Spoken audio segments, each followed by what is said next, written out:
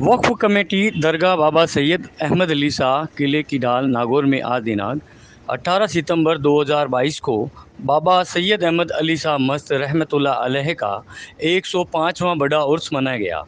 इस उर्स मुबारक के मौके पर दरगाह कमेटी एवं खिदमत खल्क युवा विकास समिति नागौर के तत्वाधान में नागौर शहर के मुस्लिम समाज के एकमात्र हॉस्टल बाबा सैयद अहमद अली शाह हॉस्टल के नवीनीकरण तामीर का शिलान्यास का कार्यक्रम रखा गया, जिसमें कार्यक्रम की अध्यक्षता पूर्व मंत्री जनाब हाजी हबीबुर रहमान अशरफी लांबा द्वारा की गई। इस कार्य के मुख्य अतिथि डॉक्टर खानू Khan Budhwali, chairman Rajasthan board of Muslim work committee Jaipur एवं राज्य मंत्री राजस्थान सरकार। विशिष्ट अतिथि में हाकम अली खां विधायक फतेहपुर, अध्यक्ष राजस्थान वक्फ विकास परिषद राजस्थान, सलावत खान पूर्व चेयरमैन मुस्लिम वर्क बोर्ड राजस्थान, नौरतन बोत्रा पार्षद नगर परिषद नागौर, सैयद सदाकत अली सुलेमानी उप सभापति नागौर नगर परिषद, आसिफ खान चेयरमैन नगर पालिका कुचामन और शमशेर खान मुन्ना सदर दरगाह सूफी साहब नागौर थे। इस कार्यक्रम के दौरान अहमद अली बाबा हॉस्टल के निर्माण में नागौर और नागौर से बाहर से आए बामासाओं ने तामीरी कार्य हेतु ताउन किया। इस कार्यक्रम के मंच का संचालन यस अमन एवं नदीम खान ने किया। कार्यक्रम के मुख्य अतिथि खानू खान बुधवाली ने कहा कि इस दरगाह कमेटी ने दरगाह के विकास एवं विस्तार में बेहतरीन कार्य किया। इस क्रम में दरगाह कमेटी एवं खिदमत खल्क युवा विकास समिति नागौर के संयुक्त तत्वाधान में जो कौम के बच्चों हेतु अहमद अली बाबा हॉस्टल के निर्माण तामीर का कार्य का जो बीड़ा उठाया है वो तारीफ़ काबिल है। इस हॉस्टल में कौम के बच्चों को अच्छी तालीम मिलेगी, जिससे कौम की युवा पीढ़ी अपना बेहतरीन भविष्य तय करेगी। वक्फ बोर्ड के पूर्व चेयरमैन सलावत खान साहब ने कहा कि कौम के बच्चों का ज़्यादा से ज़्यादा शिक्षा से जोड़े। दरगाह कमेटी के सदर साकिर खान चौहान ने कहा कि इस कमेटी का मुख्य उद्देश्य दरगाह एवं कौम के विकास एवं विस्तार में हमेशा तत्पर रहेगी और कौम के बच्चों को शिक्षा के क्षेत्र में आगे ले जाने का कार्य करेगी। और बताया कि हॉस्टल निर्माण में नागौर की संस्था खिदमत युवा खल्क विकास समिति नागौर ने इस क्षेत्र में मुख्य भूमिका निभाई है। इस अवसर पर दरगाह कमेटी के ओहदेदारान एवं मेंबरान सलीम भाटी, आबिद हुसैन लोहार, सैयद अख्तर अली, पन्ने खान मलखान, दिलशाद गोरी, जाकिर खान बुड़गुजर, अमजिद अली खिलजी, खुर्शीद अहमद जंत्री साज, जमील अहमद सोरगर, अल्ताफ़ हुसैन लोहार, हाजी मोहम्मद सलीम अंसारी, निजामुद्दीन, हाजी मोहम्मद इकबाल, विनोद बोड़ा और संस्था खिदमत खल्क युवा विकास समिति नागौर के बिलाल रंगरेज, आरिफ गोरी, नदीम खान, उगर सोनी, इलियास गोरी, संस्था के अन्य सदस्यों ने इस प्रोग्राम में पधारे मुख्य अतिथि एवं विशिष्ट अतिथियों का माला एवं साफा पहनाकर स्वागत किया। इस प्रोग्राम में पधारे अनवर निर्माण नौका, हाजी शरीफ कुरैशी, असलम खान सोडा, जावेद सोडा, हाजी रसूल पंजाबगर, हाजी निशार, मोहम्मद जावेद पार्षद सुजानगढ़, गुड्डू चौहान, मुख्तियार अली, मोहम्मद फारूक, पूर्व सरपंच कुमारी खुर्शीद अहमद, चुटीसरा सरपंच हमीद खान, बबलू बसपट्टा, इकबाल भाई बासनी, इकबाल गोरी बैरातल, मोहम्मद वसील अजवान, हाजन नफीसा बाई जयपुर व अन्य गणमान्य लोग उपस्थित थे। इसी कड़ी में 5:30 बजे बाद नमाज असर तबरुकात देख का प्रोग्राम हुआ और नागौर एवं बाहर से आए जायरीनों ने देख तस्लीम की गई और रात्रि 9 बजे बाद नमाज ईशा महफिल समा का प्रोग्राम रखा गया, जिसमें हिंदुस्तान के मशहूर सिंगर शहजाद अली मुंबई एवं मारूफ कव्वाल मेराज वारसी कव्वाल पार्टी दिल्ली एवं शौकत अंदाज कव्वाल पार्टी जोधपुर ने प्रोग्राम पेश किया। और वक्फ बोर्ड के पूर्व चेयरमैन सलावत खान जी और नोखा से आए हुए निर्माण साहब और डाइस पे बैठे हुए तमाम मौजूद हजरात और सामने बैठे हुए मेरे नौजवान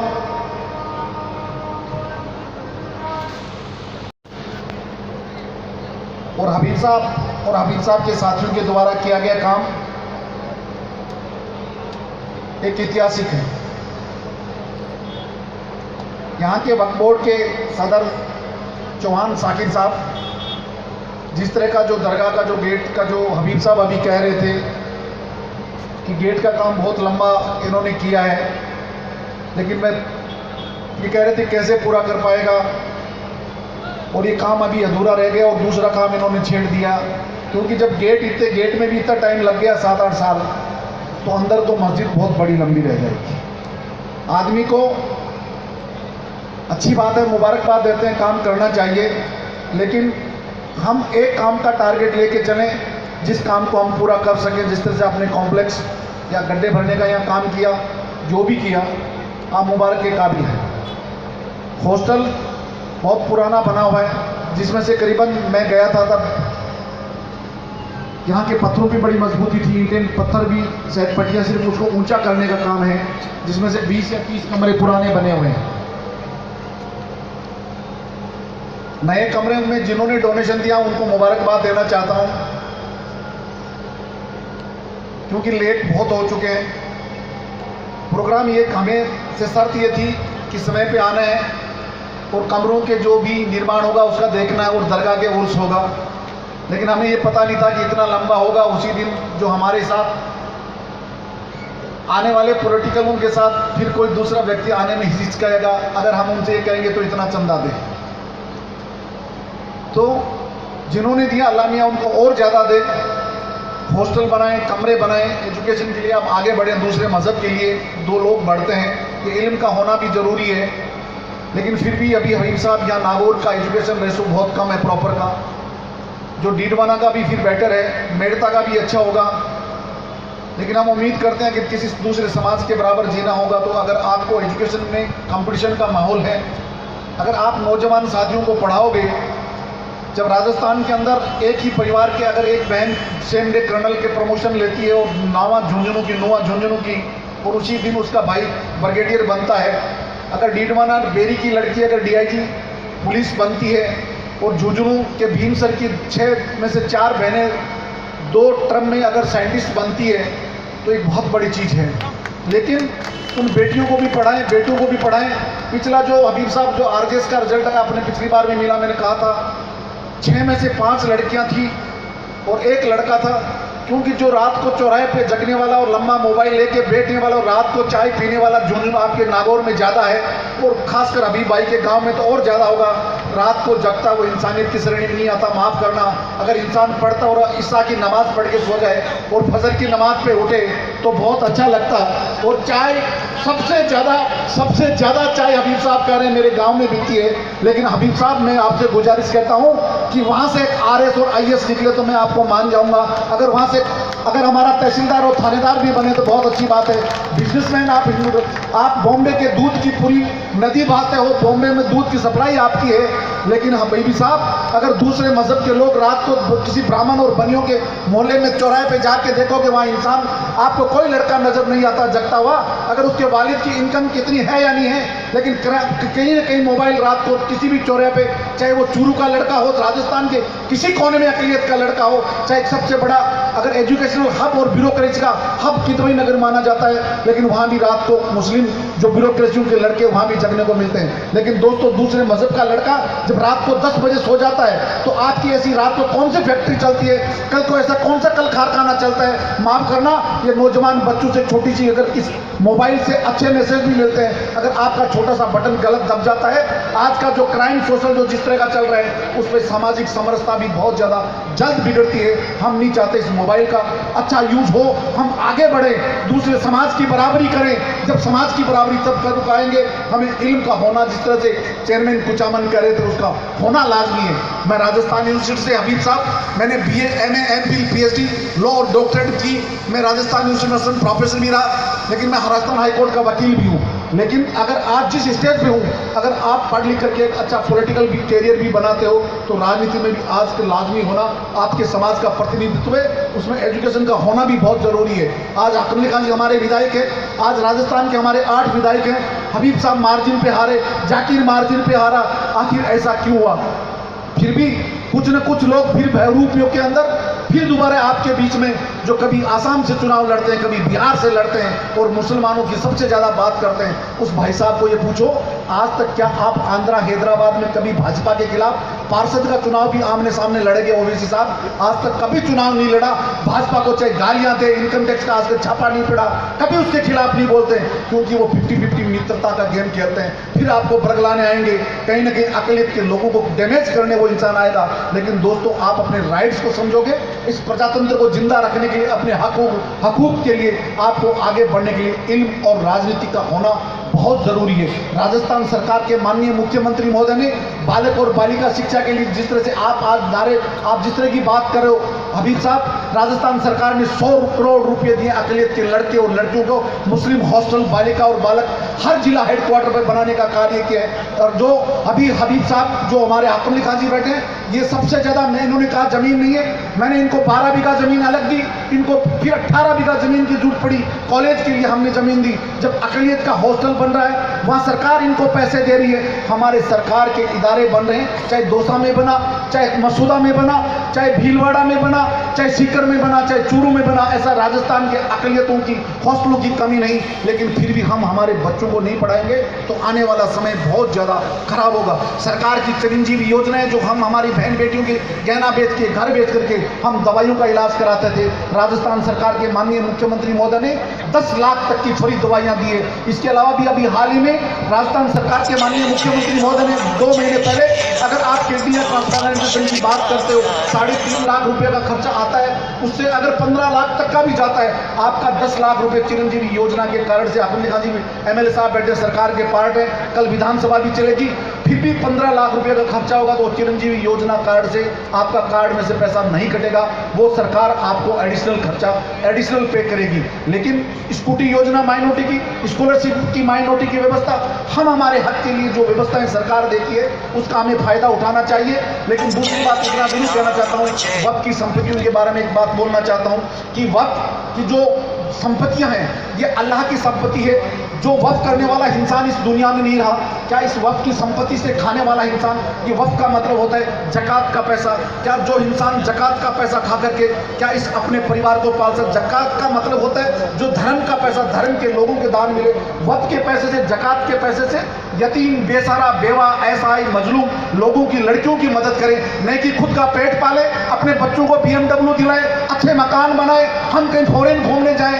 ये जकात का पैसा जब वक्फ करने वाला इंसान नहीं रहा तो वक्फ खाने वाला क्या इंसान रहेगा? ये बिल्कुल इस्लाम में भी कहा गया, हिंदू धर्म में भी कहा गया। हिंदू धर्म में कहा कि राम नाम सत्य और सत्य बोलोगे गत है, यानी अच्छे अमाल करोगे तो तुझे स्वर्ग मिलेगा। ये इस्लाम में कहा गया कि अगर आपके अच्छे अमाल होंगे तो आपके काम आएंगे, ना बीवी काम आएंगे, ना बच्चा काम आएगा, ना माँ काम आएगी। तो आखिर हम ऐसा गलत काम क्यों करें जो वक्फ के, जकात का पैसा खा करके हम हमारी औलाद को, जब वक्फ करने वाला दुनिया में नहीं रहा तो क्या वक्फ खाने वाला इस दुनिया में रह पाएगा? ये हमें इस चीज को सोचना चाहिए, बचाना चाहिए।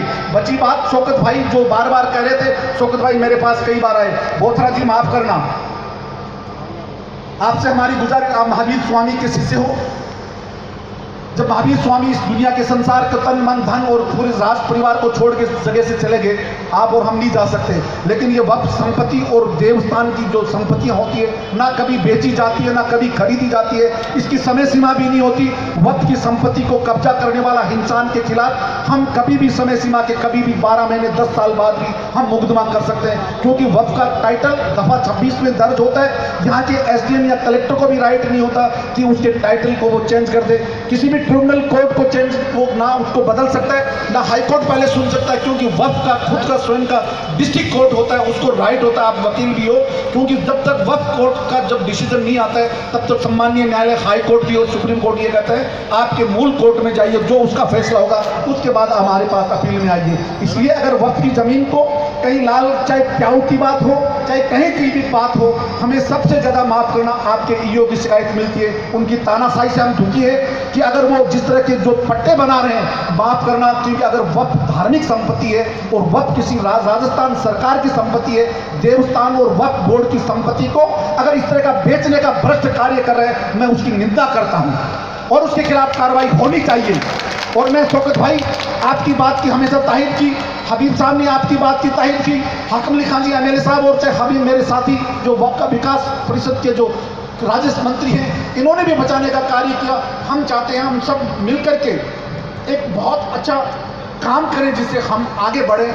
वक्फ बोर्ड, हबीब साहब आप बात कर रहे हो, अगर जिस परिवार की बच्चे और बच्चियां बेवा ऐसा है मजलूम जिनकी पढ़ने की कैपेसिटी अगर नहीं है, उस बच्चा और बच्ची को पढ़ाने के लिए अगर कोचिंग क्लास का अगर पैसा लगे तो राजस्थान सरकार का वक्फ बोर्ड पे करेगा। अगर वो मेडिकल की जांच की अगर तैयारी करती है, चाहे नीट की तैयारी करती है, चाहे आरजेएस की तैयारी करती है, चाहे आरएस की तैयारी करती है, चाहे एसएससी कर्मचारी चयन की आयोग की तैयारी करती है, अगर मजलूम और बेसहारा अगर लड़के और लड़कियां हैं तो उसका खर्चा वक्फ बोर्ड बैंक करेगा। क्योंकि वक्फ बोर्ड बैंक में पैसा जमा कराने के लिए नहीं, हम BMW खरीदने के लिए नहीं, हम अच्छे मकान बनाने के लिए नहीं, अच्छे कपड़े पहनने के लिए नहीं। अगर आपको अल्लाह ने आपको सलाहियत दी है, इस वक्फ की अहमियत को समझे। जब वक्फ को बिल्कुल अल्लाह की राह में, ये वक्फ की हुई संपत्ति से आवाम को फायदा कैसा मिले, इसलिए जो इस खिदमत खल्क के अंदर जो तमाम जो लोग आज जिस तरह से व्यवस्था की है शाकिर भाई के साथ मिलकर के, मैं उनका दिल से शुक्रगुजार हूँ कि इतनी बेहतरीन व्यवस्था जो एक मारवाड़ की, अब मारवाड़ का आदमी तो भी ज़्यादा मीठा बोले, मैं तो चूरू का आदमी खारा पानी का थारो ज़्यादा, तो मीठा ज़्यादा बोलो तो मायने के कबड्डी खेल जब तो थे जानो। वक़्फ़ चेयरमैन साहब ने बताया था कि कुछ ऐसी बात हुई है, निश्चित तौर पर मेरे को जानकारी नहीं है। मैं आपसे व्यक्तिगत जब भी आप कहेंगे, मैं जयपुर आकर के मिल करके जो भी बात है अगर मुझे याद होगा निश्चित तौर पर बात करूँगा। और ये मैं बता दूँ कि राज्य सरकार द्वारा ये भी अधिकार दिया गया है, किसी व्यक्ति द्वारा गलत तथ्य का आधार पट्टा हासिल किया गया है उसको निरस्त का अधिकार भी मेरे को है। आप जब भी टाइम देंगे एक बार भी नहीं मना करूँगा, आपसे व्यक्त करूँगा, आप मुझे तथ्य की जानकारी पहले दे दें ताकि मैं अपना माइंड बैकअप करके आपसे बात कर सकूँ। बहुत रंजी का धन्यवाद। और आपका समय एज ए वकील की हैसियत, भाई की हैसियत से आप, मुझे लगता है 1-2 साल मेरे से बड़े होंगे, मैं आपसे बड़ा होऊंगा, लेकिन वकील हैं हम।